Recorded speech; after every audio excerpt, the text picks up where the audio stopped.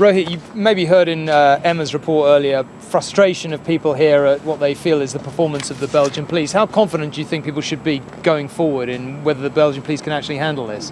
Well, when we look at the events of today and the events of the last 4 months ever since the Paris attack, I think what's becoming clear is that in the fight to keep Europe safe, Belgium and Belgian authorities appear to be something of a weak link.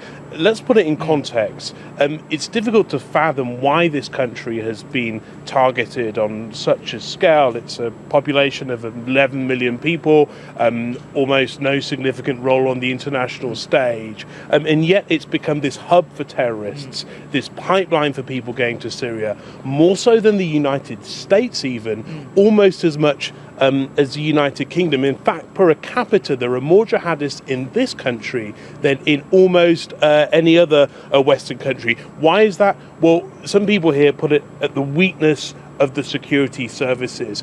Here's one interesting statistic. There are 450 Belgians who are thought to have travelled to Syria. There are 600 people who were working in Belgium's security services. That means around 4 officers for every 3 jihadists, and many people blame that. Others say it's down to the fragility of the government. Okay. Others say it's the fact that there are multiple languages spoken here. There are many reasons given. Okay, but this is a really difficult question to ask, I know, because it feels almost like it's tempting fate. But we keep being told to be aware in London, to be aware, and yet the authorities do seem to have staved off attacks. Is it just that they're more competent, or the fact that we've got a channel to cross? What do you think it is? Well, the channel is a big part of this. That's a big block in terms of getting weapons and many arms across to the UK.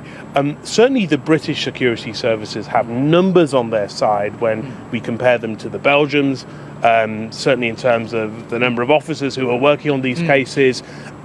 Also, too, they have perhaps a great deal of luck too, but what's absolutely clear is that this is a big wake-up call. For the second time in 4 months, a so-called Islamic State have made this huge statement, bloodshed, multiple locations, many attacks, many dead in 2 European capital cities. And there is no doubt what the intention is, that this will spread to the UK. Okay, I asked Raggy, you perhaps heard a minute ago, saying, why here, why Belgium? You said, got no history of involvement in the Middle East. Is it just essentially, in a nutshell, because they can, because it's relatively easy? That's right, but also, as I say, it's also down to the fact that here there's a weak security service, and also, there are multiple reasons. People talk about the segregation of Belgian society. People say that Muslim communities have been ostracized. There is no one reason. People are struggling for answers, and there appears to be very few being given.